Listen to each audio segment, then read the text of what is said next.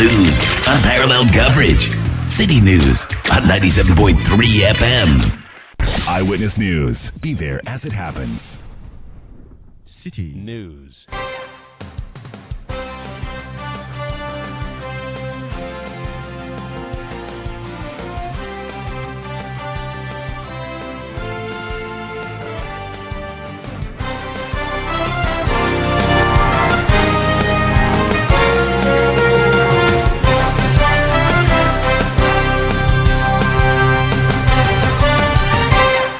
It's 17:30 GMT. This is the Election Bureau. Hello and welcome to Eyewitness News on 97.3 Citi FM.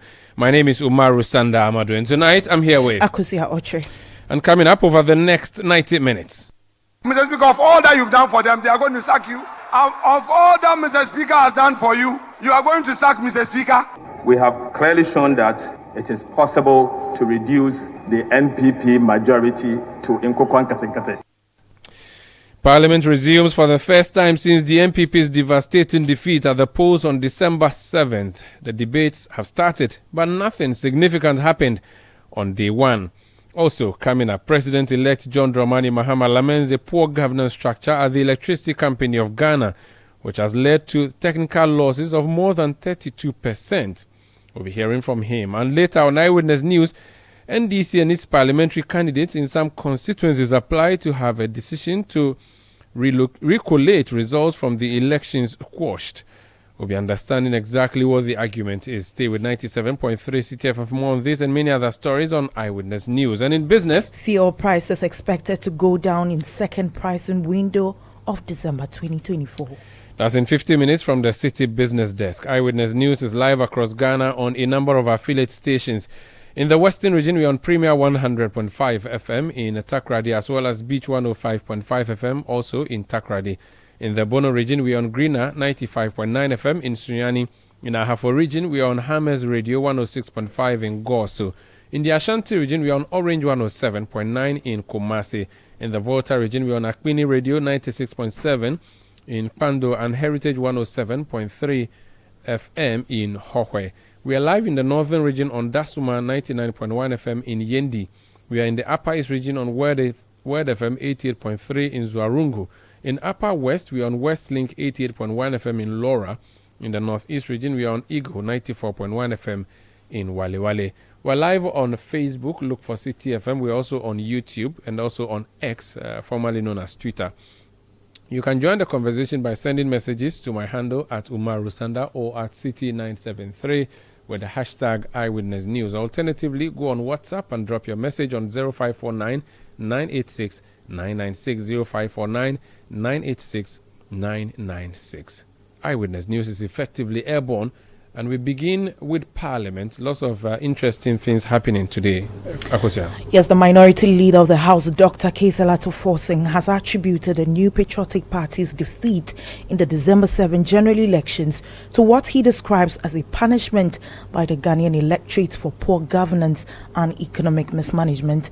As for Forsing's remarks made during a parliamentary session on Monday, December 16, stressed that the election results serve as a reminder to politicians about the power of the electorate and the consequences of failing to deliver on promises. He noted that the NPP's loss was a clear indication of the dissatisfaction of Ghanaians with the party's performance in governance over the past 8 years. Mr. Speaker, I would like to congratulate all members who were re-elected in the just ended parliamentary elections. Right Honorable Speaker, again to our colleagues who unfortunately will not be part of the next parliament, I wish them well in their future endeavors. Mr. Speaker, I would like to profoundly thank the good people of Ghana for the emphatic decision in the December 7th presidential and parliamentary elections. At this point, Mr. Speaker, it is finished. Right Honorable Speaker, I would like to thank the people of Ghana for electing His Excellency John Dramani Mahama as the next President of the Republic of Ghana. The people of Ghana have once again shown that they can rise to the occasion when it matters the most. May I, at this point, acknowledge the hard work of our present 137 NDC members of Parliament for their dedication to duty, which has resulted in the unprecedented number of MPs elect for the NDC party. Mr. Speaker, I'm proud to announce that we were able to snatch over 50 parliamentary seats from our colleagues at the divide. We took more than 50 parliamentary seats from the ruling NPP party. Mr. Speaker, we have clearly shown that it is possible to reduce the NPP majority to Nkokwan Katenkate. Indeed, Nkokwan Katenkate is possible. Right, Honorable Speaker, the night Parliament will be unique and interesting. It would be a contest of ideas between the super NDC majority and the mini-micro NPP minority. Mr. Speaker, what happened on the 7th of December polls was a revolution, the people's revolution, what I call it. It was a revolt against a government that is obstinate, insensitive, high-handed, and dismissive of public opinion. It was a revolt against a government that called people with dissenting views names such as detractors, cynics, naysayers. Mr. Speaker, sometimes they call views of dissenting people as Sambalat and Tobias. Ghanaians have clearly shown that they cannot be taken for granted, and that when it matters the most, they will either reward those in office or punish those in office. Right, Honorable Speaker, it is obvious that MPP has been punished for its poor governance, economic mismanagement, obstinacy, greed, state capture, arrogance of power, impunity, disrespect, lawlessness, and persecution of political opponents. Mr. Speaker, the lesson is that what happened to the MPP and the outgoing government is that the political class cannot and should not take the people of Ghana for granted. This calls for introspection on the part of the political class. It is also a call for deep soul searching on the part of those in leadership who ought to have been heard when government engages in acts of impunity, lawlessness, and destruction. To my cherished NDC political party and the incoming government, may we never become like the Akufo-Addo Bawumia government. Right, Honorable Speaker, we have to be different. We cannot be like the NPP government. We may be guided by the principles of integrity, probity, and accountability. Mr. Speaker, the time has come for us to do right by the people of Ghana at all times and to champion people-centered policies that genuinely benefit the voter and the ordinary Ghanaian, not the political class and its cronies. Right, Honorable Speaker, indeed, it is finished. He headed the minority leader in Parliament, Dr. Kesela Toforcing. Meanwhile, the majority leader, Alexander Penyomarking, in his remarks indicated that the NPP caucus in the 9th Parliament would hold the NDC majority accountable. Overwhelming majority. But that majority will start reducing from the 8th of January. And I know that come 2028, we will be in the majority. Mr. Speaker, already we are experiencing some encircling gloom.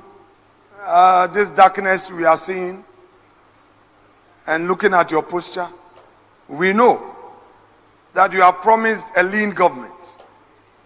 You say less than 40 ministers, and you the MPs, yes. Mr. Speaker, I know they can't take it.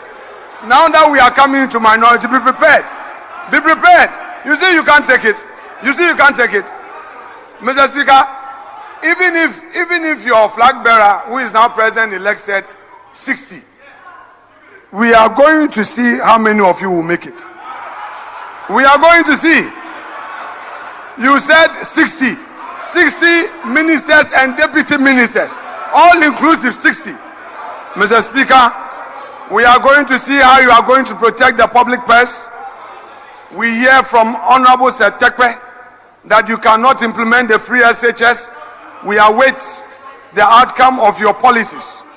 Mr. Speaker, we are aware that this incoming government is going to implement this Nkukon Nketinketi policy. The Nkukon Nketinketi is a social intervention program. We are going to welcome it. But you say you are going to reduce taxes. You are going to repeal the betting tax, the e-levy. You are going to repeal all these taxes. You are going to reduce the taxes at the port. We wonder where you get the money to implement the Nkukon Nketinketi. We are waiting. Mr. Speaker, these are on a lighter note. But Mr. Speaker, clearly, this is a time for us to reflect, particularly those of us getting into opposition. Indeed, no party can run a perfect government in this country. When you get into government, whilst you are happy to implement your policies, you are likely to make some mistakes. We concede that some mistakes were made. We concede that we couldn't have done everything perfect. The people have spoken, we've accepted it. But Mr. Speaker, the coming days and years will reveal the true colors of this umbrella.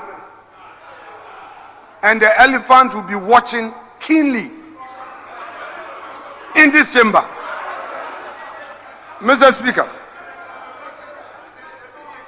this House looks forward to a leadership that will keep us going and keep the lights on in this chamber. Mr. Speaker, let me commend you for the 4 years of your leadership in this House. Mr. Speaker, we may have our disagreements, but it is obvious that members' warfare have been key to your leadership. Nobody can take it away from you. Mr. Speaker, the institutional empowerment you've given to Parliament is equal to none. It's largely because, Mr. Speaker, we had you as a speaker coming from within. Mr. Speaker, I don't know whether you are being retained or a new person is going to be appointed, but I pray that if they decide, Mr. Speaker, if they sack you, Mr. Speaker, of all that you've done for them, they are going to sack you. Of all that Mr. Speaker has done for you, you are going to sack Mr. Speaker. We will see.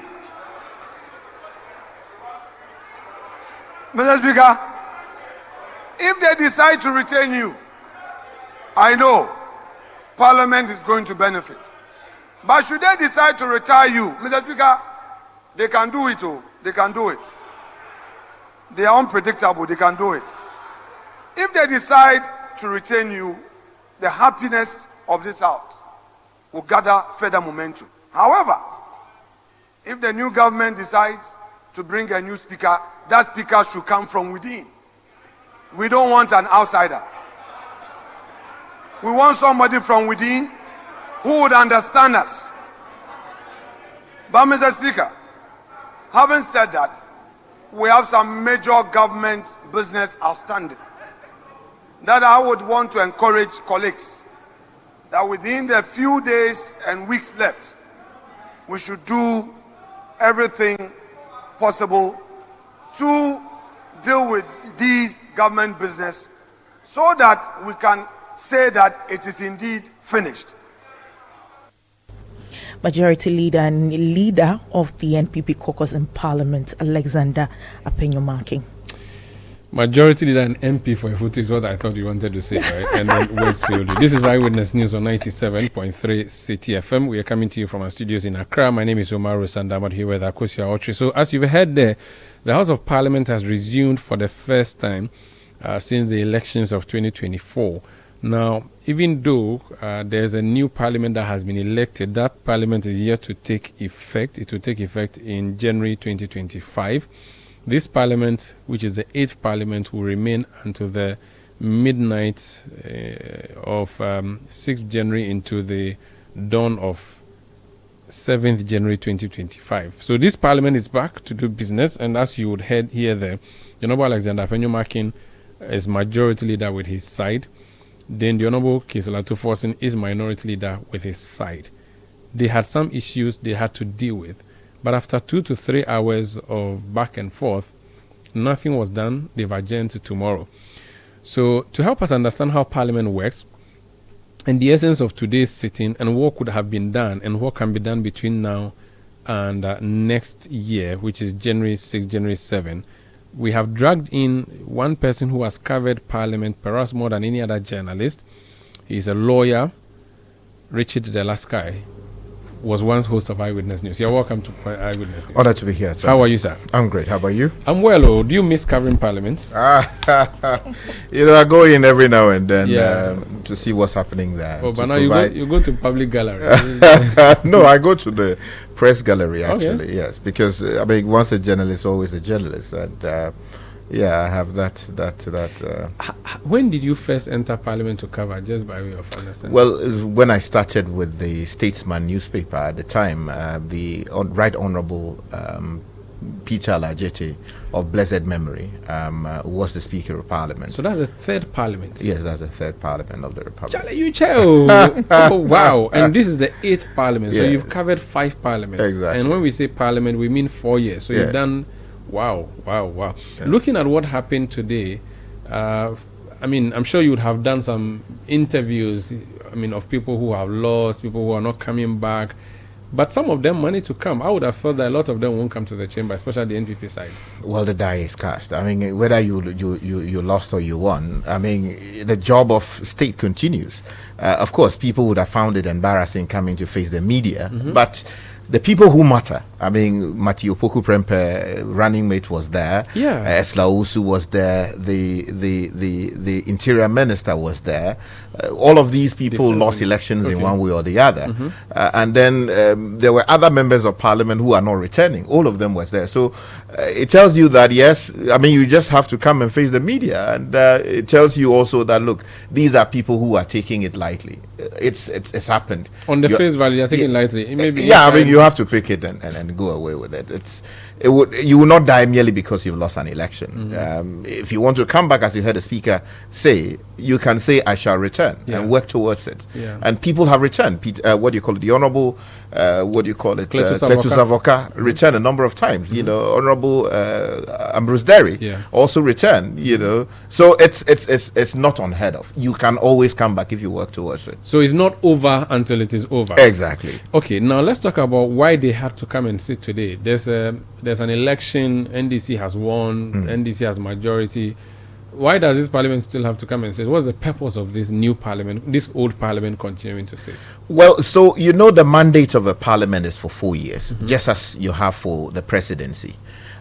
So technically, the life of this Parliament hasn't come to a termination.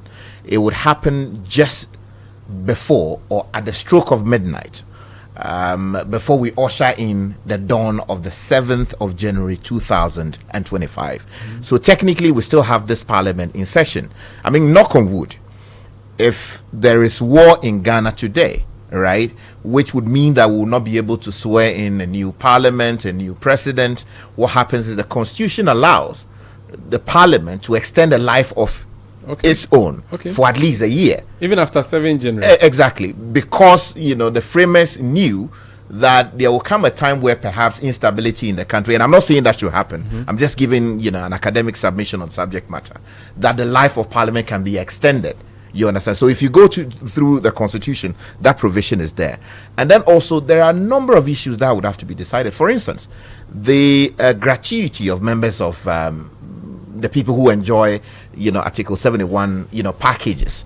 That would have to be decided. For some reason, they normally leave it towards the end of the life of Parliament to bring the report of the presidential committee that sits on it. So that will come before the House. We want to know what future ministers will take, what future members of Parliament will take. In fact, these ones that are going out, what they will take, normally they pay them on account. So wait, so the ones sitting now would decide what the ones coming should be paid. Exactly, including they themselves. The ones they normally would backdate it. Okay. Exactly. So for now, they are enjoying what was previously approved, but they normally will give them some vote on it. Sort of. So the balance on top of it. Exactly. Give it to them, and then they decide for the future people. Exactly. And when the future people come after 4 years, they can decide that we pay that or we add something small, and then we'll pay ourselves and continue. That is so. Okay. Before we even go into more details, before they went on this abrupt termination, I'm not sure how the right word to use. There was this debate over who is majority, who is minority. It landed up in Parliament. In the courts, you mean? In court. Today, nobody mentioned that. Nobody fought over where to sit. Nothing. It was normal. The NDC sat on the left, MPP sat on the right. Nobody even mentioned anything about whether you're a majority or minority. Does it mean that the Speaker doesn't even have to announce to the House that, listen, my earlier decision on the vacant seats has been overturned, and then does he need not to announce it to them? Well, so you see, it was the NDC side that was insisting that they heard the Speaker say that these people are no longer members of Parliament. So by reason of that declaration, they have assumed the role of majority. And if the Speaker did not come to reverse that, even though the Supreme Court had made a decision, those matters were alien to them until after the Speaker makes a declaration. Ideally, if there was no election to fight, this would not have been an issue. And as I kept insisting in all my commentary on the matter, it was obvious. The Supreme Court decided the matter. Everybody should go back to his normal place until after, the life of Parliament comes to a close. But because there was an election to fight, and there was a certain projection to make to Ghanaians, people assumed all kinds of very ridiculous positions. Ultimately, the Supreme Court decided the matter, but people kept insisting. But as it turned out, the people of Ghana made a certain decision as to where Ghana should move on from here. And when they came today, it was not an issue for them because it was not an issue in the first place. The matter was decided by the Supreme Court, and we should follow the Supreme Court. And the Speaker and all the people involved conveniently avoided the matter, and MPP sat where they needed to sit, the majority sat where they needed to sit, and the minority sat where they needed to sit. So, despite what happened at the polls on December 7, this Parliament would not be bothered in any way. So what happened on December 7 will not affect this Parliament in any way. Not at all. But we saw the NDC side trying to say that it should affect. So they make the point that this is not the time for you to bring tax waivers. This is not the time for you to come and say government should make this expenditure or that. They believe that everything you have planned to do have been rejected by the populace. And so, in fact, just don't do anything. That was a position that was held today. What's your view on this? Well, you see, these matters normally come up towards the end of the life of a parliament or the life of a government. And, people express all kinds of academic views on it. There are times they negotiate around these issues and come to a consensus or what should happen going forward. But in practice, and the law, as we know it, is that the life of a parliament, at least under the 4th Republican Constitution, is for 4 years. And the government also has 4 years to govern the country.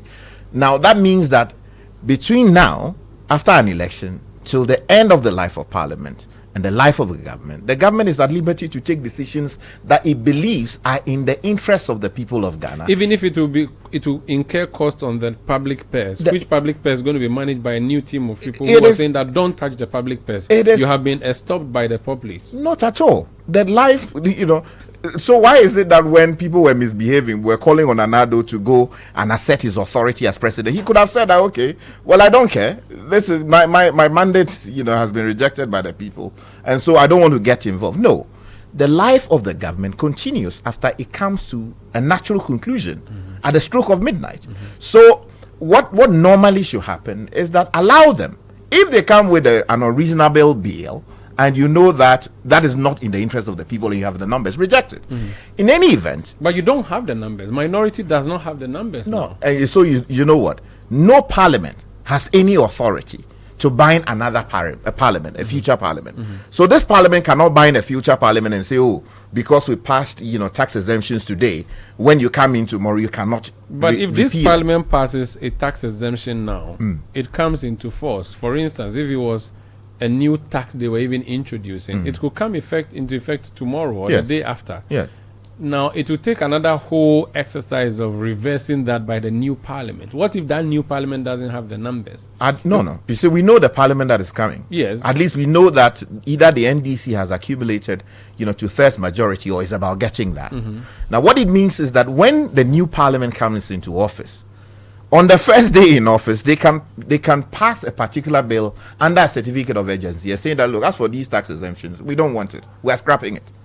Yeah, and nobody can question it. Yeah, but why do you have to bring it and go and delete it when you can actually prevent it? No, which is what the NDC is arguing now, that, look, the people have rejected you. Don't bring anything. For you, just go home. You see, tomorrow we might not have the sweeping majority that the NDC would have in the new parliament. You understand? Let us not create the impression that merely because a government, a party has been rejected at the polls, the life of that government has come to an end. No. When we do that, we are setting a precedent that doesn't work. The government's life continues until it comes to a natural conclusion. So, for instance, they were fighting over the business statement of the House. Yes. It is the job of the government side to bring businesses before the House. If they bring it, it's not the job of Parliament to say we are adopting it or we are not adopting. If you look at the rules of the House, it says when you bring it, you adopt it. Which means you accept it. Yeah. So then, but it is when the individual items are being voted upon that you can reject it and say, look, we don't agree with this particular policy and we are not accepting it. So when they say as many as are in favor, if you are rejecting it, you should reject it. But saying that, the government should not bring business, that is completely alien to the House, and it is not the right thing to do. It appears that has been the debate today, and they never got anywhere, and they've risen. Completely So unfortunate. what does it mean? It means that the business has not been adopted? No, eventually the speaker sort of overruled everybody and announced that it had been adopted. Okay. Because the rules are clear. When they bring it, adopt it. The House basically adopts it. Okay. Now, what the NDC was doing, and I understand their point, that look, we are coming with our own budget for next year, and we want to govern things in a certain way. Don't create liabilities that we would have to come and shoulder. You understand? That is a reasonable argument to make. And so that's why they didn't allow that to go through today. It is practical. But under the law, is the government still in force? It is still in force. Yes. So if there are issues, I think those are issues that can be resolved behind the scenes. In any case, we have the transition teams sitting at the conference center and deciding what should go and what should not. These are matters that team should be able to policy matters. Exactly. They should discuss it, come to a conclusion that, we think that this is for instance, what they were trying to do with the military, the things they want to purchase for the military or the agreements they want to. Equipment. Is it in the interest of the Republic? Is it time bound? Would the French people say that, look, we are not interested in going ahead with this matter because, you guys are pussyfooting around the issue? The IMF, transaction, is this something that we need to do? We are before the IMF. So why don't we allow the NDC side in Parliament to cherry pick now and say that we'll choose this one, we'll choose that thing, we'll choose, but for this one and this one, don't bring it, which is what they were trying. So perhaps the military equipment, they would allow that. Maybe the budget that has to be presented, which budget to take care of the public service for the next 3 months, they would agree, but everything else they should not. That's reasonable. No, that's why I'm saying that. They see that as Osei Chairman Sabonsu explained, it has the effect of saying that Parliament is now determining what business government should bring and what business it should not bring. That is not the rule. The rule is that they will submit their business. When it comes to voting on it, that is when Parliament's intention would have been expressed.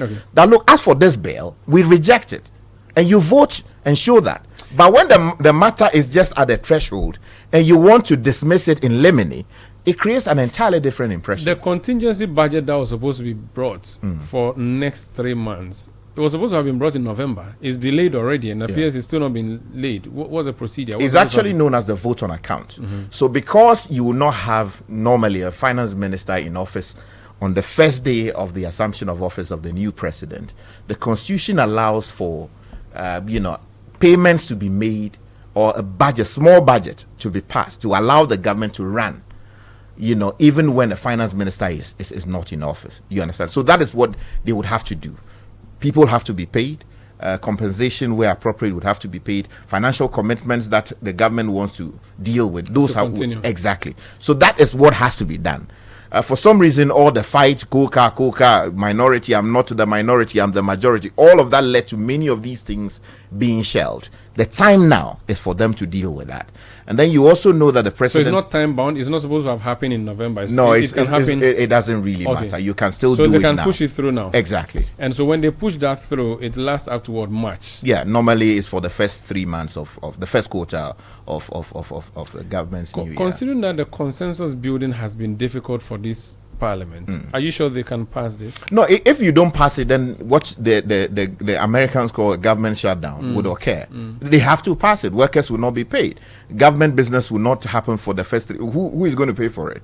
And the law is, the constitutional provision is that you cannot take money from the public purse when it has not been, given prior approval by Parliament. So if we don't pass it, then the government wouldn't function. Sky, what's your verdict on the 8th Parliament? Fred Jabano on TV was telling me that he believes this is the worst Parliament. I think that it's one of the best parliaments. What's your verdict on this Parliament? Well, I mean, if you look at many factors, you come to the conclusion that it is easily the worst Parliament because of all the needless fights that we have had. Because, as I said, for instance, this matter of whether you see it, where you don't see it, it was completely unnecessary. The Speaker made a decision. It was challenged. The Supreme Court took a decision. You go back and you do your job. It should not have even been an issue. But because there was, what do you call it? There was a campaign to push to the people that, we want to do A, B, C, D. We pushed it. Today we went back. Everybody saw his smoothness level. And then we went on as though nothing really happened. On the first day, look at the fight that they fought. People, to elect the Speaker. Exactly. Yeah. And many of those things happened. The government's budget was thrown out at a certain point. Of course, there are those who will say that, this led to some form of accountability. But again, which is a view I hold, that's Sky.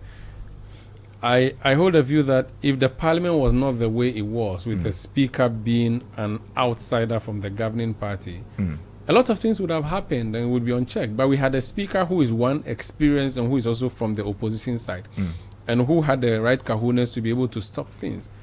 And with the numbers not being favorable to either side, I thought that for the first time we had a Parliament that maybe can, strictly speaking, hold the government feet to the fire. Unfortunately, the facts surrounding the economy of the Ghanaians doesn't support that.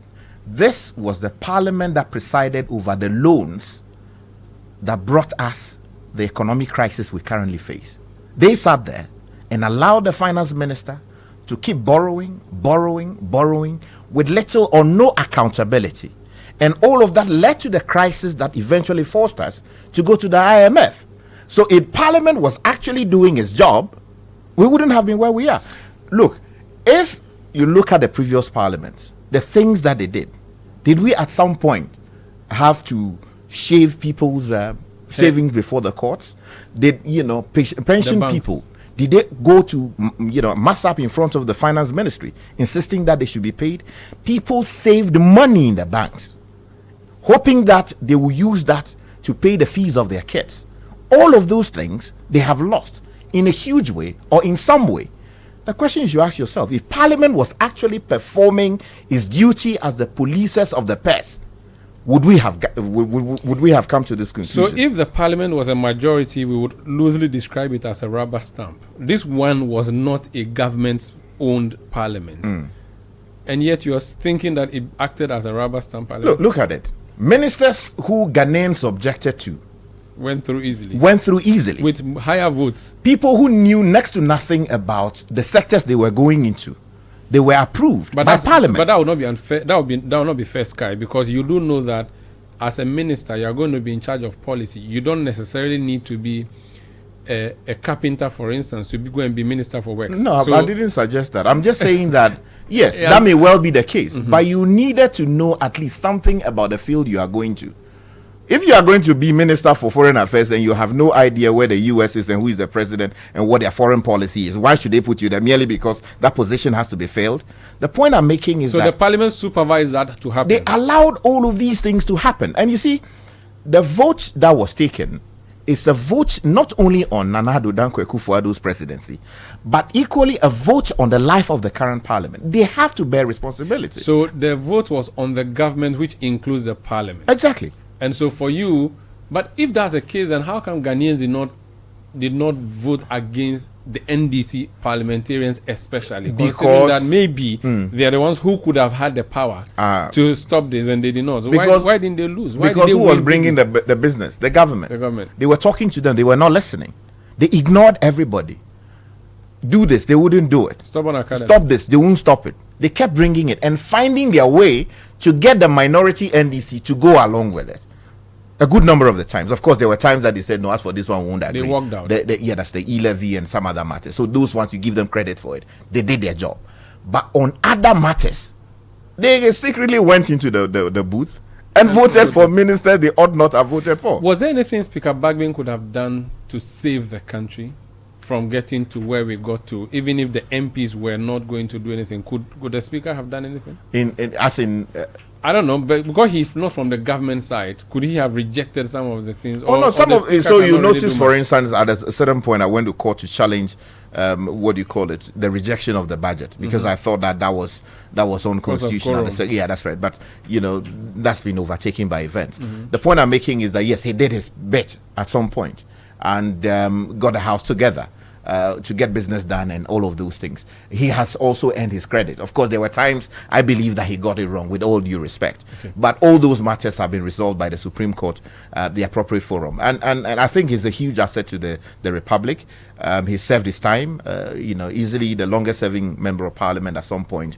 Now the Speaker of Parliament. We don't know what John Dramani Mahama would do with him. Yeah, that's right. But then we have a new Parliament, which is a huge majority, 2/3 majority.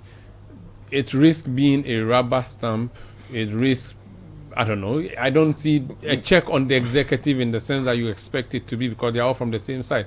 Do you worry for the new Parliament as you are about this Parliament, or you think the new Parliament will be better than we should be both excited and worried. If they use it responsibly, as Fifi Kwete, my former member of Parliament, has suggested, who is the General Secretary of the party, then it is good for the Republic. If they use it irresponsibly, then we are in trouble. Because there are so many things that you can use to first majority for that may not be in the interest of the Republic. But then also, you can also use that position responsibly to stop obnoxious government businesses that are not in the interest of the Republic. I just hope that the true Parliament that we form next year will represent the true interest of the Republic. Thank you, Sky. But when are you contesting for Parliament? I'm not a politician. Should we find a seat for you? I'm a journalist and I'm a lawyer. I know, but I want to create a seat for you. I'm not a politician. That's Richard Dalaskai. He's a journalist, he's a lawyer, he's a former goat head. In fact, this morning I heard that he was a bus conductor on OSA. You know OSA, Omnibus Services Authority, OSA. This Eyewitness News on 97.3 Citi FM. We'll be back with more. Please stay with us. Eyewitness News. Be there as it happens. Oh, jump on now. Go. Go me. At what time when you come back, we are not hear the sound of your car? Why you buy new car? No, I not change my car. It be the same ride. It be the fuel way I change. Way one shouts it. Ever since I started using the all-new Excellium Premium Fuel, fortified with 3-in-1 action. Oh, Joe, now my car they run like electric car. No, it's so. This is the type of fuel where they want to. Because now engine they cost. Where they want for way if I buy it, it go protect my engine. And with the small way I buy, I go drive, sir. Absolutely. It's like strapping a turbocharger to your engine and giving it a protector. And what they bust my mind, Seth, be the 3-in-1 action, no? Excellium, they prevent up to 99% of deposit. It be anti-wear, some be anti-corrosion. Won't pay when I open them. Hey, so where can I find this magical fuel? Just head over to any Total Energy service station and your car will thank you. Hey, then make a finish my gobe fast, then rush go Total Energies. My friend, but why your hand my gobe inside? I give you info. Make a fill the gobe too small. Go. Excellium is designed to protect your car engine, decrease fuel consumption, and lower CO2 emissions. Don't say fuel, say Excellium. Choose Excellium, choose quality.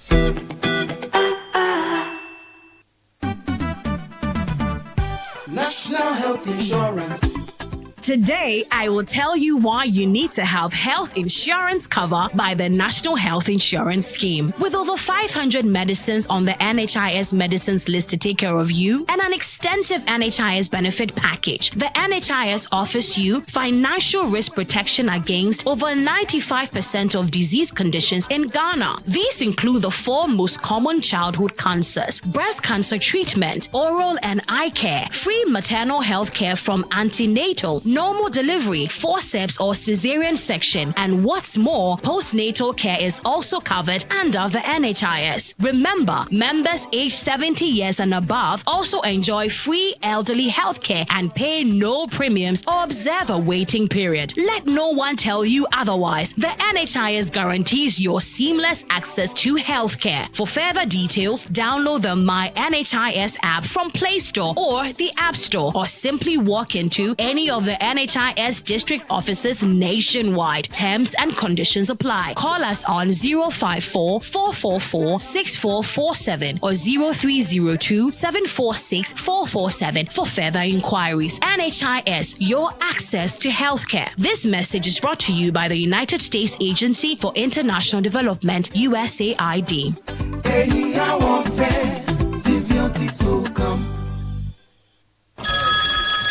Hi, Aku. I just got the estimate for the home repairs. It's more than we expected. I'm really stressed about where to find the money. Why worry, Musa? You are a salaried worker. Haven't you heard about the GCB personal loan promo? They can give you up to 700,000 Ghana cedis in less than 24 hours at a significantly reduced interest rate and fees. Really? This sounds exciting, but is it easy to apply? Super easy. Skip the stress. Get the cash with the GCB personal loan promo with a 1-month repayment holiday. Just visit a GCB bank branch near you or call 0302 634 922. Toll free 0800 422 422. No hassle, no stress.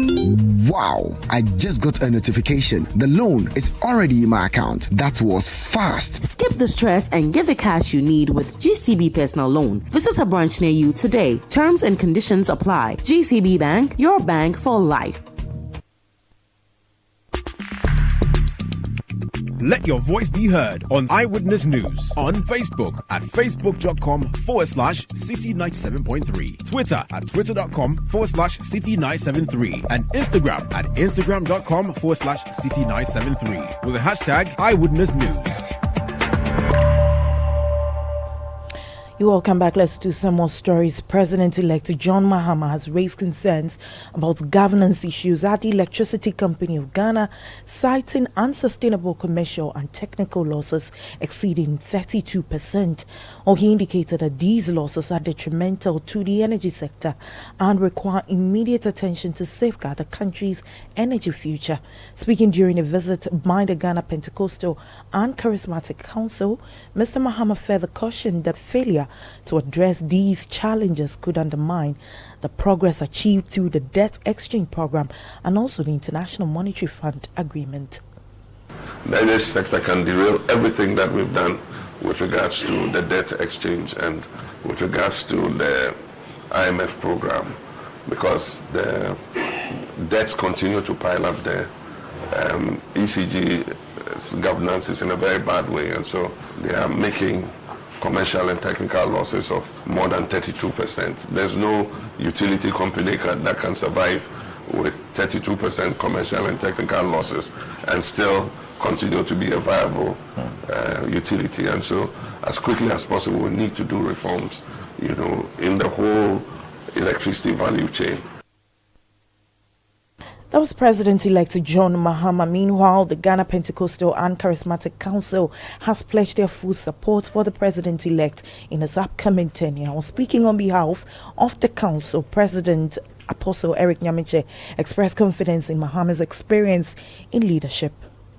We are here to assure you that the Ghana Pentecostal and Charismatic Council will continue to pray for you, and then we'll also make ourselves available to support your presidency. At the end of the day, we want Ghana to win, and we know that once he has selected you for us, he's going to use you mightily. We'll make ourselves available, we'll come to you from time to time, and any time that we are invited, we promise to be here to share our mind and to discuss about the developments of this nation together. I, on their behalf, want to just share briefly a word with you, and then we will pray. When Paul was in prison, he was expecting some comfort from other people. Eventually, he got it from the church in Philippi, and then he said this to them: I rejoice greatly in the Lord that at last you renew your concern for me. Indeed, you were concerned, but you had no opportunity to show it. My interest is concern and opportunity. Many a times you are concerned, but you don't have the opportunity. And then once God grants you the opportunity, you need to grasp it with your two hands. Because opportunity do not just come to many people, especially for somebody to have an opportunity to lead a nation twice. It doesn't really happen to many people. That was President of the Ghana Pentecostal and Charismatic Council, Apostle Eric Nyamiche. This is Eyewitness News on 97.3 Citi FM. We are coming to you from our studios in Accra.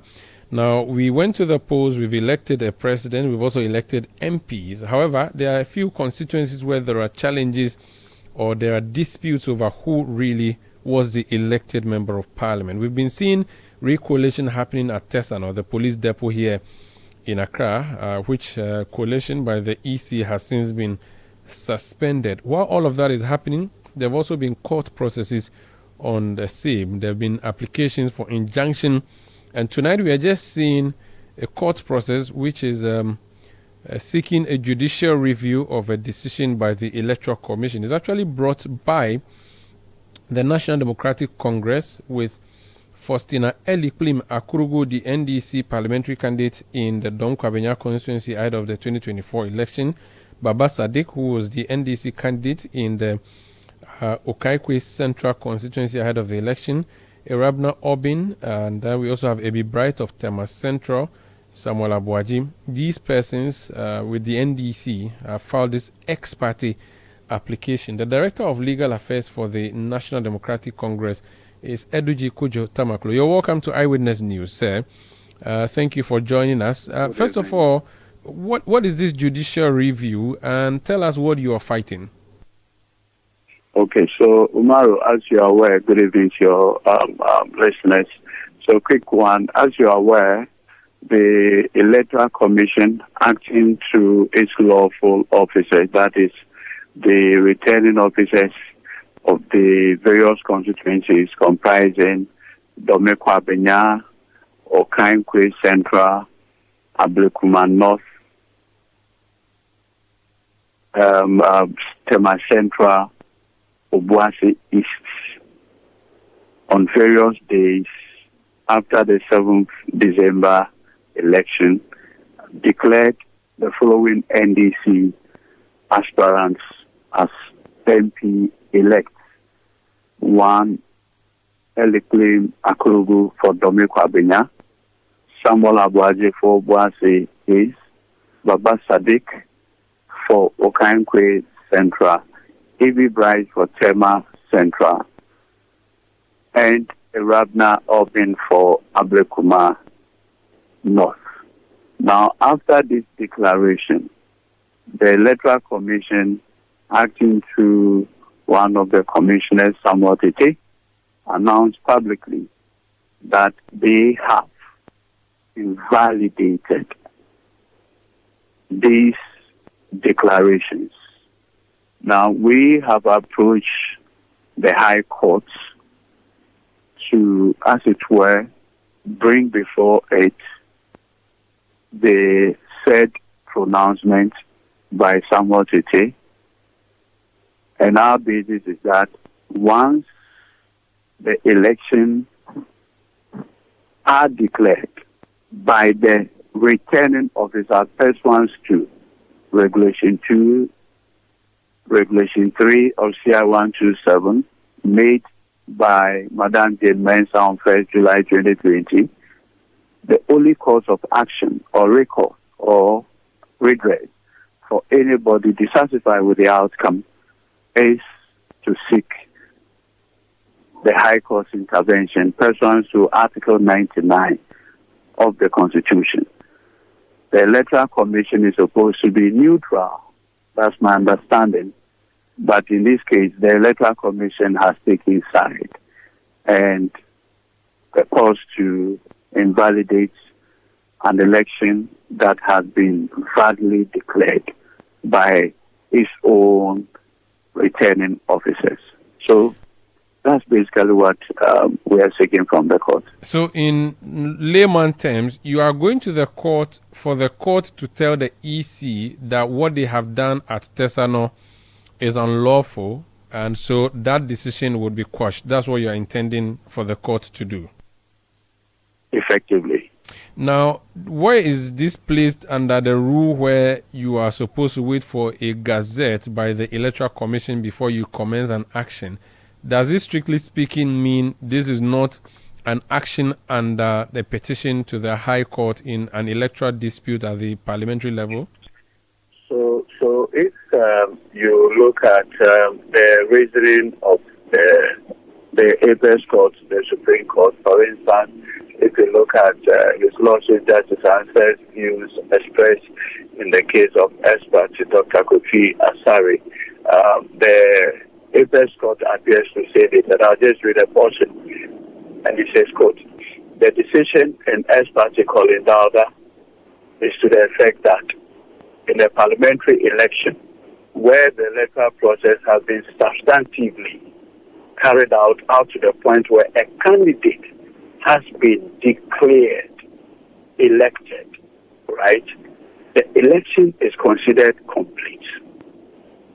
And in those circumstances, the only way for a person that's dissatisfied is to go to the High Court by way of petition. And so in this case, with returning officers of the Electoral Commission in Domekwabenya, Ubuase East, Ablekuma North, Okankwe Central, Chema Central, having so declared the NDC candidates as the winners, if the NPP are minded or are dissatisfied with this, the recourse is to approach the High Court by way of a petition. And in the same decision, this is what the Supreme Court is saying. It's saying that whether there have been gazettes or not, it is not a requirement for the completeness of the election. What is required for an election to be considered complete is a declaration. And Omaro, curiously, if you recall, in 2020, the Honorable Haruna Idrisu, then minority leader, led a group of NDC MPs to present a petition to the Electoral Commission chairperson at Ridge on the basis that whatever happened in Kichiman South, were calling for a recollation of the results. In a response by the Electoral Commission, paragraph 30, the Electoral Commission indicated that recollation can happen at any stage before a declaration is made. And that once a declaration is made, a person who is not happy with that declaration must go to the High Court. And that was the response of the Electoral Commission to the Honorable Haruna Idrisu and the NDC MPs. Why is Madam Jane Mensah today acting different? Why is she not telling the NPP to go to court if they feel they are not happy with the outcome of the various declarations made in the mentioned constituencies? Why is the Electoral Commission today setting itself up as a High Court and in a very, let me say, unlawful manner, invalidate the declarations that have been made by the officers? Omar, you are aware that for presidential election, the returning officer is the chairperson of the Electoral Commission. However, for parliamentary election, the returning officers are the returning officers appointed and who have taken the oath of office. Curious, the same Electoral Commission that as a subordinate officer to declare Abu Jinapo as the MP elect for Damango they are quiet about it. And basic issues. In the case of Ablikumanot, in the case of Tema Central, Domiko Abenya, Obuasi, is it because they are seats that have been validly declared for the NDC? So the Mensa, with the greatest respect, must respect the office that she occupies and act with integrity. Okay. So this was ex-party. When would the court begin hearing this case? No, it's a judicial review application. And usually the judicial application comes in the form of ex-party so and so. Ex-party date. The Republic versus so and so ex-party date. So that's it. It doesn't mean it's actually an application on notice. Yeah. So So they'll be heard, and then there'll be a debate and arguments, and the Electoral Commission has been duly served with this judicial review application. But when will you have your day in court? Or that's yet to be determined? Usually judicial review applications are usually originating motion. So the registrar is supposed to furnish us with.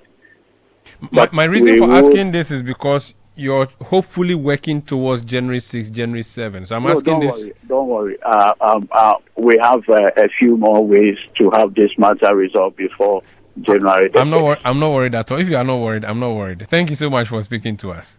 I appreciate it. Thank you. That's Eduji Tamaklo. He's Director of Legal Affairs with the National Democratic Congress. This Eyewitness News on 97.3 Citi FM. Up next, Akosi Aucho will be bringing us business news. And then on Point Blank, my guest is Nana Komia. He played a very active role in the Dr. Mahmoud Bawumia's unsuccessful attempt at the presidency. He'll be my guest on Point Blank. Please stay with us. Eyewitness News. Be there as it happens.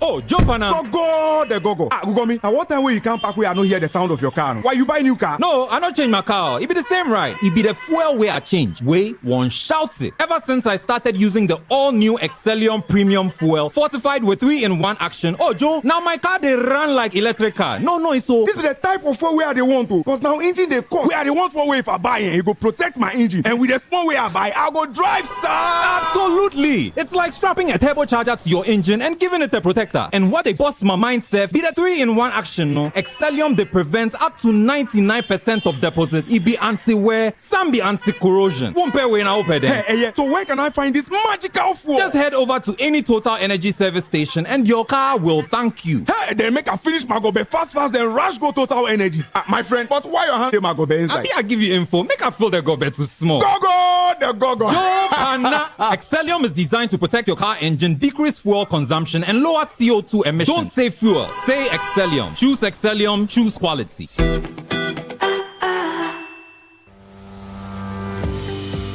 Fun fact, did you know that most frogs can leap more than 20 times their body length?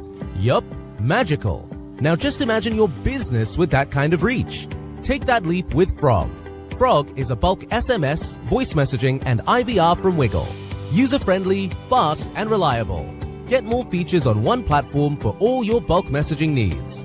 Whether you're a church, financial institution, school, corporate organization, or individual, if you need to reach people with your services, do it with Frog. Contact 0553 019 529 or 0552 809 558.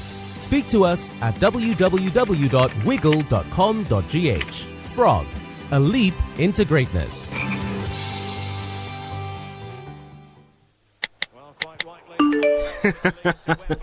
Hey, so as for you, every day you are just pressing your phone. Why? Are they paying you? They are, Oma. Eh? The more I use my MTN, the more points I get. And I can use those points to get airtime, data, and even discounts at shops and restaurants. Hey, so that is why all of you are always pressing your phones. And you won't tell us, so that we can enjoy some. Oh, ma. There's always more to enjoy with MTN Rewards. Just keep talking, testing, and browsing all day, every day to collect your points and use it to redeem amazing offers and discounted freebies right away. There's so much available for you. So dial *550# and get your reward today. Let's go everywhere you go. Kweku, have you heard what they are doing on MTN?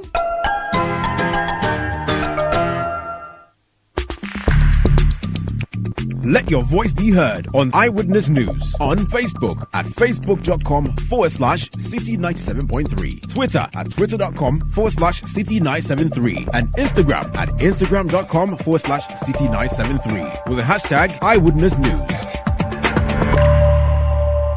Get the details. Every significant financial transaction, every market movement, and all the policies that affect your business. Citi Business News. Be informed.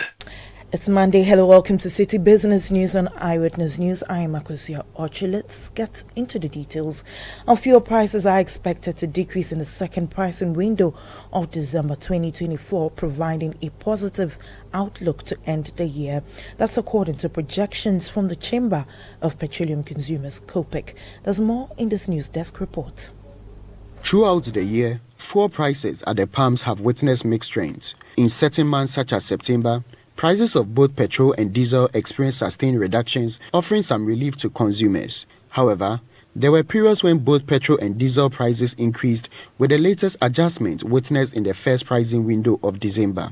At other times, only diesel or petrol prices declined due to fluctuations in international refined petroleum products prices. Despite the optimistic projections for a price cut in the second pricing window of December, some energy stakeholders remain cautious. They suggest that oil marketing companies may choose to maintain current fuel prices instead of reducing them, citing the strategic adjustments businesses often make at the close of the year. That was Daniel Sakite bringing us that news desk report. Away from that, TapTap Send, a leading money transfer company, has reaffirmed its commitment to adhering to Bank of Ghana regulations and also maintaining seamless operations for its customers. Well, this follows the resolution of a temporary suspension by the central bank. Speaking at a media engagement in Accra, Daryl Kokumauto Abrahams, head of the TapTap Send Africa, assured clients and stakeholders of dedication to compliance and transparency. We are okay now. We have been allowed to come back into the space and we've been allowed to transact since the 4th of December. Now, we have engaged extensively with Bank of Ghana, and I can confidently say that we have resolved all the concerns that Bank of Ghana had, which has allowed us to come back. The question has been asked to me many times, what did you actually do wrong and what went wrong there? And I'll tell you now, you can listen. We launched a wallet product, not for the Ghanaian customer. That was Daryl Kokumauto Abraham, head of TapTap Send Africa. Now, despite delays in payments for investments locked up following the government's revocation of the license of the defunct Gold Coast Fund Management, affected customers remain optimistic that the John Mahama-led administration will address the issue. Well, although the government disbursed 1.5 billion cedis in September as part of a bailout program for the affected investors, it has since defaulted on payments. The convener of the group, Charles Nyame, expresses determination to engage with the next government to ensure that the funds are finally paid. Because it is almost 7 years now, and we were hopeful that the government who initiated this whole crisis would have solved it before going out of government. But we are still in the crisis. Even the little amount that they decided to pay, that is the 1.5 billion allocation that they scheduled it for 3 tranches payments, which the first supposed to have happened in August, the 2nd October, and the 3rd in December. The government has defaulted in the payments. The first payment was done in October, and we are in December, getting to the end of December, and we haven't seen the second tranches or any news about the payments. As convener for the customers of the defunct Gold Coast Fund Management, Charles Nyame. Well, that's how we wrap up the Monday edition of the Citi Business News on Eyewitness News. I am Akosia Ochi. Do stay with us. Up next is Point Blank. Let your voice be heard on Eyewitness News on Facebook at facebook.com/Citi97.3, Twitter at twitter.com/Citi973, and Instagram at instagram.com/Citi973 with the hashtag Eyewitness News.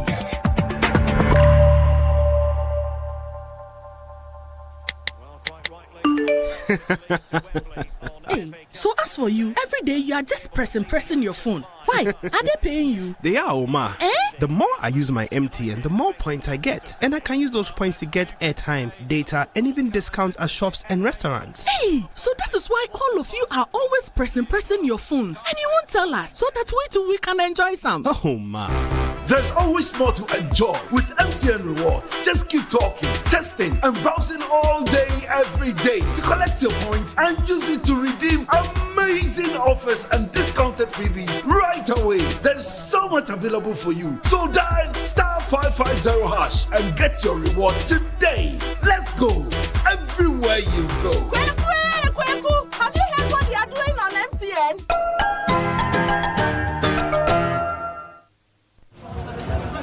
Caro, I said arrange the lace and the actual okay, kilo day. Ghana number. Hello, Oga Kwame. Hey, Madam Kemi. I've received the fabrics and the colors are really nice. Look, I am going to send you your money now. Same driver, same station, Abi? No, I'm using my bank, GCB, to transfer the money. Bank transfer, okay. The rate will be high, yo. Oh, not at all. GCB Bank will transfer in cedis and you will receive it in Naira. I don't see Amo. This is your GCB now, Baba. Transferring money across Africa is now cheaper, faster, and safer at GCB Bank with PAPS. Available in Nigeria, Ghana, Sierra Leone, Liberia, Guinea, Gambia, Kenya, Malawi, Djibouti, Rwanda, Zambia, and Zimbabwe. And remember, PAPS is now available on the GCB mobile app. Call toll-free 0800-422-422 or visit any GCB branch for more information. This is a GCB and PAPS partnership. GCB, your bank for life.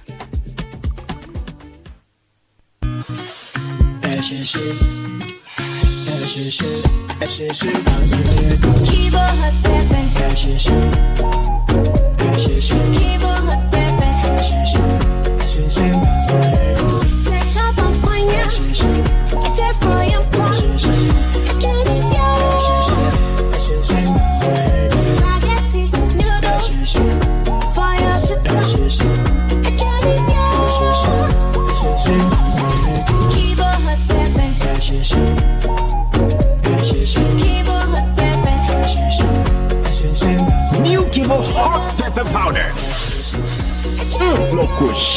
This advert is FDA approved. Eyewitness News. Be there as it happens.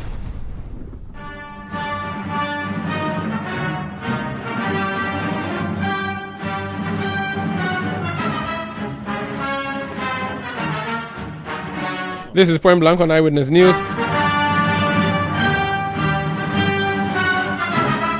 Point Blank is brought to you by Kivo Pepper Mokosho. My name is Umaru Sanda. But tonight on Point Blank,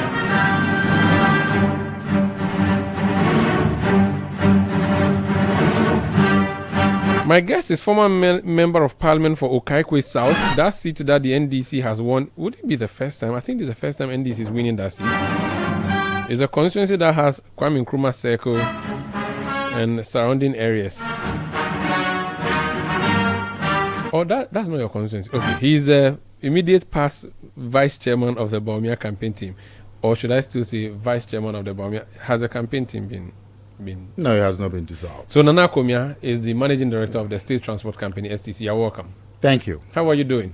I'm very good. You had a bit of trouble coming to your studio because how? The signage is not adequate. Oh, how? Do review it. Put in more signage. You mean put yourself in the shoes of a first-time visitor. You know that junction where the hotel is. Mm-hmm.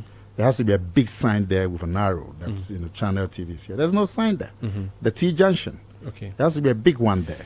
So and then another one just show you the turning. Big one that you can see 40 meters away. Nana, that's what you should do. For a campaign manager for a candidate who was going to digitalize, you should just use Google Map. You don't have to be worried about. You had sent me Google Map. Unfortunately, it was deleted. Who deleted it? No, I accidentally deleted it. Oh, Nana, come here. I accidentally deleted it. But put one big sign at where that hotel is at the T junction. Yes, sir. Yes, and then a second sign on the road immediately coming to this place. And you will be good. I have a better idea. Since you and I collaborate every year, much to carry 3 buses from your company to go on the Heritage Caravan. Do signage for us and write on it, sponsored by STC. But I give you big discounts all the time. That's advertisement. I give you very huge discounts all the time, just to promote domestic tourism. Very well. Nana Komia, have you recovered? But you've got a magnificent place here. That's why you should sign it better. Why? Who are you talking to? Me, the listeners, or Samens? Everybody. Is Samens here? Yes, Samens here. Or then I'll go to his office and speak to him directly. Good. When I finish with you. So that's off-record matter. Go and discuss. Let's talk about, have you recovered from that huge blow Ghanaians? No, I haven't recovered. The main reason why I haven't recovered is the lost opportunity. I still think that Bawumia has the best ideas in terms of turning the country around. So that's my biggest disappointment. But Nana, you've been doing politics since the Rawlings era. This would be the biggest defeat a party has ever suffered, I think. I'm not sure whether Edu Buahin or John Kufuor suffered this. It is still a defeat. Yeah, but I'm just looking at the magnitude. Because you see, people would say, we expected them to lose, but not this. At what point in the night did you give up completely and realize that, no, this is a lost cause? Okay. Do you know the second biggest defeat? No. It came in 2016. You know, and at that point, even publicly, the family members of John Mahama were saying that there's no way that he's going to come back. But I don't remember any John Mahama family members 8 years down, Google it. 8 years down the line. Which of them said that? I said Google it. 8 years down the line, there he is back with the biggest victory. So it is not, and let me also tell you, in 1997, the NPP had 61 members of parliament. We had lost by almost out of 200. Out of 200. The NDC had 133. So we're even less than half their number. And we had lost elections by about 2 million votes in 1996. Against Rawlings. And yet in 4 years, we became the majority. So I'm not too worried about the victory or the scale of it. Now, in terms of knowing when we lost, yes, we have a very robust system headed by Joe Anochi of the NCA. It's a very robust system that gives you, it tracks the results coming polling station by polling station. So from 7 p.m., it started tracking. By the time we were about 2,500, 3,000 polling stations, we were actually leading. Bawumia had about 50%, John Mahama had about 45%. But by 9:30, 10 p.m., it had turned, and Mahama was ahead. And it wasn't going back and forth between the two of them. It was just going Mahama's way. So, say Bawumia had 45.38, Mahama had 50.1, and then another 20 minutes, there's an update. Mahama goes 50.3, Bawumia reduces. So when it kept being like that, we knew that it wasn't going to go our way. So by 11 p.m. That night, we knew it wasn't going to go our way. So you actually collated the results. You had your own collation. But you know, we have the record. We did the same in 2016. You did, but 2024, you haven't come up with anything, which means that either your system crashed or you failed at collating your own Why results. do you think the flag bearer Bawumia conceded when even the Electoral Commission had not announced a single result? Because we're collecting. I'll come so we talk about his concession. But before then, I've seen publications suggesting that you have said that you knew you were losing as way back as February. Why did you waste everybody's time? No, that is not true. I mean, you know, the funny thing about media, and it applies to all of you media, especially these bloggers and so on. The news is not what you say. The news is what they report. What did you say? It's not true. What did you say? I was asked a question, so what did our research tell us? I mean, how did we miss this big loss? I said, well, not only, even NDC missed this big win because they are equally surprised by the scale of the win as we are surprised by the scale of the loss. We've been tracking every month. When we started the active tracking this year, February, March, Mahama was leading by nearly 10%. But that was before we launched our campaign and Bawumia got into some serious campaigning. Now, as we kept tracking, by September, October, we were quite close, and we thought that our West performance would be a runoff. But when we started the tracking 10 months earlier, Mahama was about 10 percentage points. This is what has been interpreted to mean me saying that we knew we had lost in February. So it's accurate then to say that in February, if there was an election, you would have lost. Yes. That one you were certain. Yes. But as of September, October, we had closed the gap. But you were still not in a comfortable lead. No. So you were hoping for a runoff. We knew that our West result would be a runoff. Was that when because we had made look at Bawumia's work rate, visiting every constituency, and then in the last 1 trying month, to overturn 10 percentage lead. Yes, and the tracking showed us that we're overturning it. We're catching up. And you look at the last 1 month, the optimism that came with some of the commissioners that are present. So we had recovered quite a bit, and we thought that we would, at worst, we could do a runoff. But it was going to be, if it was going to be a victory by either side, it was going to be narrow. But as of election day, when you did your final check with this, your tracking, you did not see Bawumia in the lead. As of the final tracking at the end of November, we were neck and neck. That's what you saw? Yes. Unfortunately, that neck and neck did not show up in the results for you. No, it didn't. So where did your tracking falter? Was your tracking too hopeful? Everybody's yourselves? Tracking is only a projection. Everybody's tracking faulted. Even NDC's tracking faulted. They didn't expect. We all knew what. Musa Dankwa's tracking didn't fault. I haven't studied his, but I hear that his was fairly accurate. Fairly, yeah. Yes. Yeah. That's what I hear. I haven't your people poo-pooed him. Do you think with hindsight? Listen, I officially, we don't poo-poo any opinion survey.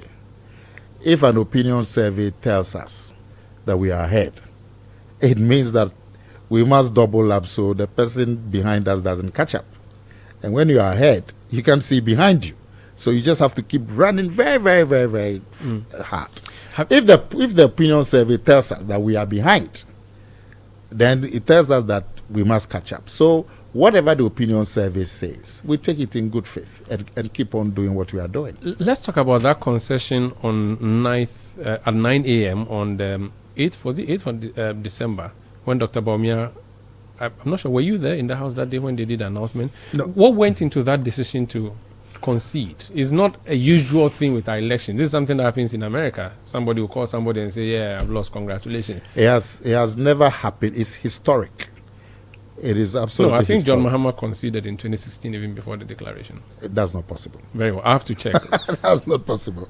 What went into that decision to concede? No, because of the robustness of the collation that we have. So like I'm saying to you, by 11 p.m. the previous night, you knew it was gone. We knew it was gone.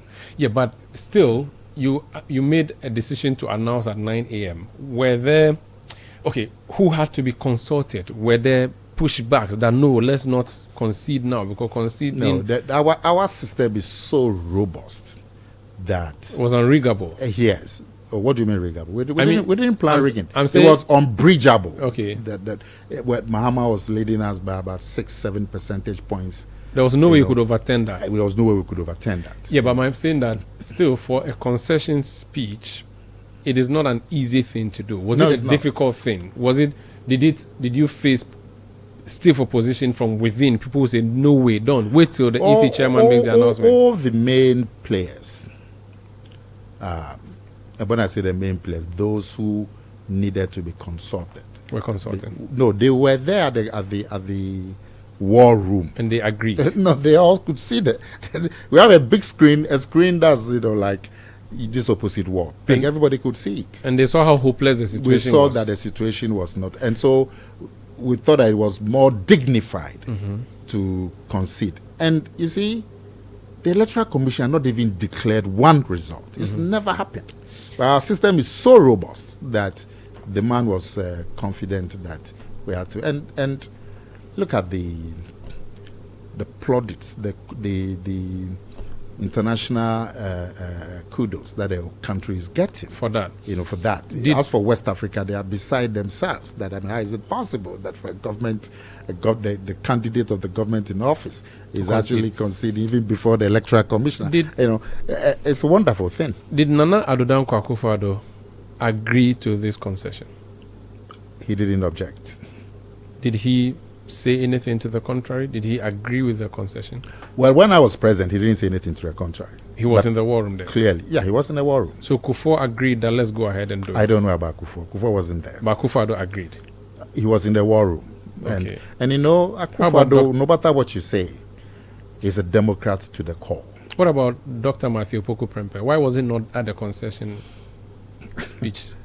We are looking at what has befallen us.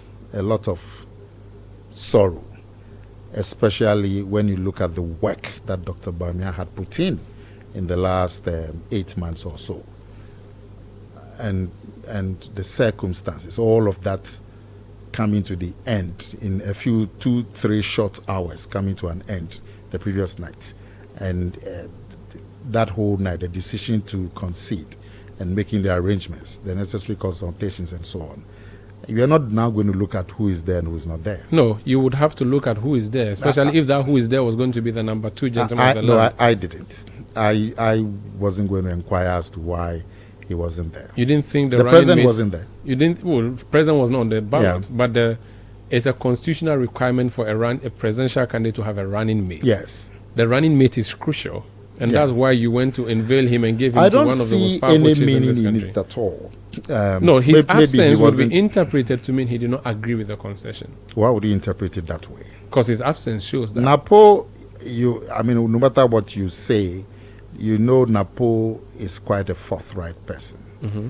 And I am sure. So that forthrightness showed in his absence. No, we are on very, very key platforms. And I'm sure if he felt that there needed to be some time, he would have said something on some of those platforms. He didn't object. Being physically not present, could be anything. He may not have been feeling well. The shock was maybe too much, whatever. But I do not think that he wasn't present because he disagreed. The results were very clear. But he issued a statement several days later. Mm-hmm. Was that necessary for a running mate to issue a statement after the presidential candidate conceded 12 hours into the election? He also has his constituency. So if he needed to speak to his constituency, that's fine. I would have done the same. There are people who say that the defeat was not Bawumia's defeat, but Akufo-Addo's defeat. What's your view? What conclusion we can come to at this moment is to look at the results. The results clearly show that about 2 million people who voted NPP in 2020 elections did not vote for NPP in 2024, but 2 million. The NDC got about 6.2 something, and they got in 2020, and they got about 6.3. So it's reasonable to assume that their supporters turned up, and they got a few more, maybe another 100,000 or so. Mm-hmm. Our votes reduced from 6.7 in 2020 to 4.6. Those 2 million people, we don't find them anywhere. We don't find them voting for John Mahama. We don't find them voting for Alan Cheremantin and so on. So it is fair to assume that they stayed away. That is a fact. What we now need to do is to find out the reason, some of the key reasons that made them stay away. Because they didn't even go to the polls to vote for the party. Now, in every polling station, we have the register, and our people, we had 15 election workers in every polling station. Mm-hmm. In every polling station, we have 15 5 executives and then 10 appointed to assist them, who were working for the party on the day of polling. Some of them, we call them the get out the vote. They knew our supporters in the polling station. Each polling station have about 700 people, and they know our supporters because they live there in the polling station. And they were supposed to go and bring our supporters out call it a get out the vote. So anytime a voter came, these people would tick the name. So the people who didn't come to vote, we can identify them in the register for the polling stations. Oh, we know Umaru is our member. Umaru's name is not ticked. He didn't show up. He didn't show up. This outside the electoral commission's taking that someone has voted. You also have a parallel register where you are taking your party members. No, not party members. People you expect to come and vote for you, or people who expect to come and vote. Which one is it that you are taking? No. Umaru, if you came to a polling station, your name and everything, they will take your name. That's what I'm saying. Now they know the names of party people in there. Yeah, that's what I'm saying. So you knew your party members who would come and vote for you. We know the party members whose names were not ticked. It means they didn't vote. They didn't vote.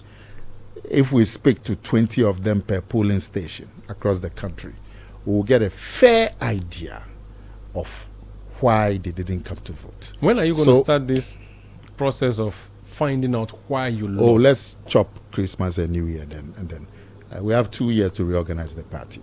So time no day. 2 years is quite a long. Look, even a week is a long time in politics. But like I've told you, from what we have, we can have the polling station work done because the people can be identified. So we are not just going to do a blanket speaking to people at random. You can actually know from the register the party members in the polling station who didn't come to vote. So you go to them and query them. And you go to them directly and speak to them and let them tell you why. And if we do even 20 per polling station times the 40,000 polling stations, we can distill the key reasons why. So it will be at that point that we would know whether it's because of Nana Komia they didn't go to vote or because of somebody. But even before that, you would have a fair idea that your government became very unpopular. This is a verdict on your government. And the government is headed by one man. And Dr. Bawumia was that man's running mate. The economic situation in particular wasn't in our favor. And we know that... You mismanaged the country. That's the simple English term. And people have punished you at the polls. Admit it. To be fair to us, you would also agree that in our first 3 years, the period between 2017 to 2019... That is history. Past glory, they call it. It's like Manchester United. It's useless now. Yeah, but if you give me 2 seconds, you would agree that in the first 3 years between 2017 and 2019, our performance as far as the economy was concerned in Ghana was spectacular. In fact, it was world-class. And then our growth rates were some of the highest in the whole world. After 2020, 2021, 2022, it got bad. Nana, you blamed COVID into the election. Are you going to blame it after the election still? It's a major factor. Because Ghanaians are reasonable beings. They would have seen if truly and indeed COVID and Ukraine was the reason for the crisis, they would not punish you the way they did. Clearly, the Ghanaians think otherwise. But it is not by accident that the difficulties came when COVID came. It is not by accident. And it's not just Ghana, to be fair. I mean, you are an international media person. You consume international media. Yeah. And you know that similar things, like in the United Kingdom, they had about 4 or 5 prime ministers in a couple of months because of the same issue about Ghanaian was the finance minister at one point, and all of us were proud of it, and then in 2 weeks he lost his job, all because of this trouble. So, but you see, you suffer because of it. Yeah, but the thing is, people expect you to be humbled and say that yes, we were wrong, we would learn, and I think I've heard that in 1 or 2 of the speeches. But what you're saying tonight doesn't sound like, listen, we are sorry. We admitted that the economic situation was very difficult. The president admitted it on several occasions, State of the Nation address and so on. Bawumia himself admitted it. Many people like myself, speaking to you, I admitted that the economic situation was very tough. You're confident that your party will recover based on the history 96, 2000, but there are going to be internal fights. What happens to Dr. Bawumia after now?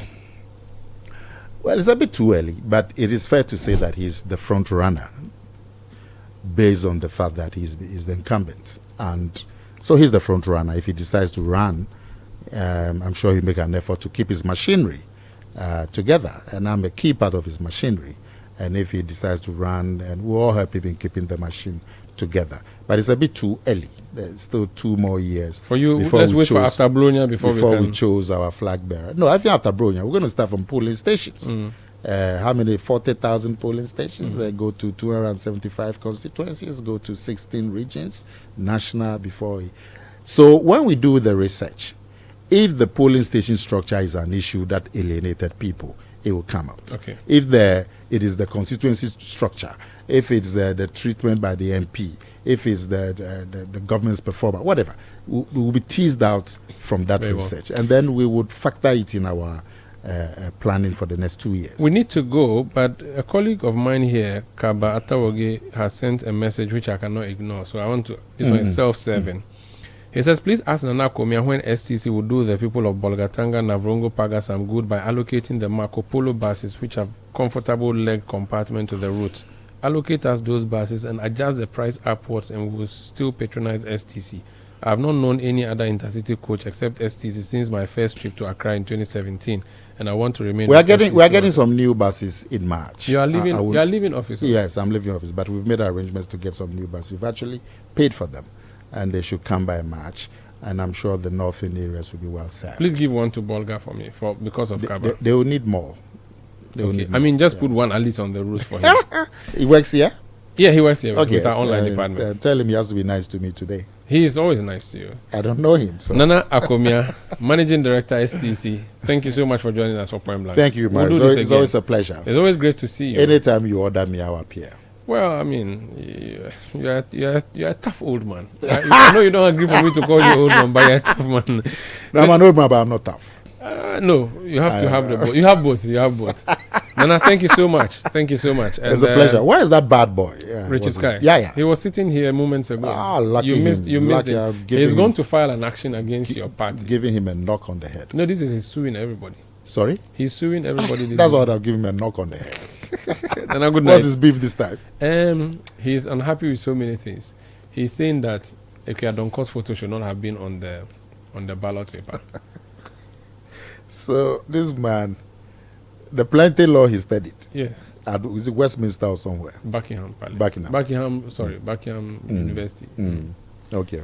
He's come to litigate over Ekweadonko. No, he's fixing our system for us. Our legal system. Our constitutional everything. What a noble electoral man. system. I didn't know he had such nobility. Come on. What do you mean? If he's here, I'll tell him to his face. Yeah, but withdraw on my platform. When you see him, then say it to him. I'm praising him. I'm praising his nobility. No, just say that you've known Sky and you media people, when they praise you, you don't take it. Say, I know Sky. He's a good boy. He's a noble man. Say it. No, I'll give him a knock if he appears. No problem. You say it here. Otherwise, he'll sue me. He'll join me to the suit, and I don't have money. Thank you for having me. Stubborn Nana Akufmia. He was my guest on Point Blank. My name is Umaru Sandamad. We'll return tomorrow at 17:30 GMT. Thank you for listening. There will be no footprint tonight. The sports crew will be in studio to bring you the pre-game analysis between Bournemouth and West Ham, and this is happening at the Vitality Stadium. So stay tuned in.